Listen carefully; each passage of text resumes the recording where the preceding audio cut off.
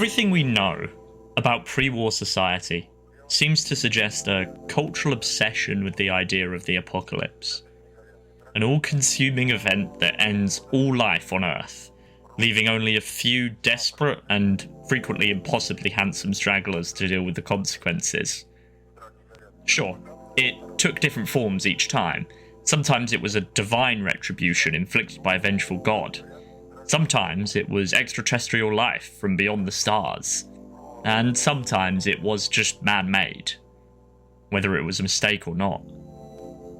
There are hundreds of works in every museum on the Isles dedicated to this idea, summoned from the minds of pre-war writers, artists, musicians, even their programmers. I frequently speculate with my colleagues that despite all this, our pre-war ancestors never expected this apocalypse to actually happen. I think those people who spent their time imagining these vast cataclysms weren't really scared by this idea as much as they found it ironically hopeful. It was, in their mind, a new start for both the world and humanity. If the current situation was so grim, the current system so entrenched, then they could imagine it being forcibly torn down in the most extreme sense. Well, 200 years later, and we can confidently say that the self-inflicted nuclear apocalypse was not a fresh start for anybody involved. But, to give our pre-war ancestors some credit, it certainly changed things.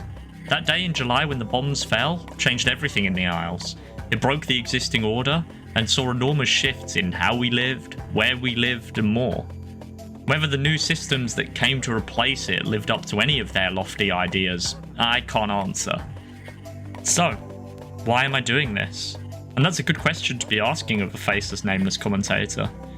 Well, the truth of our history has, of course, been distorted time and time again since that July day. The question of what the apocalypse was for, who did it benefit, and why it happened is of endless benefit to a variety of groups.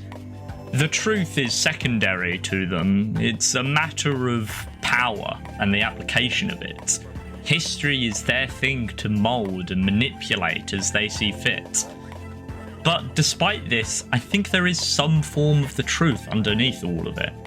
When you pick apart the Oxfordian histories or the Elizabethans and their obsession with the pre-war glory days, you can find little fragments, extracts of the real world and how it was lived in the last 200 years.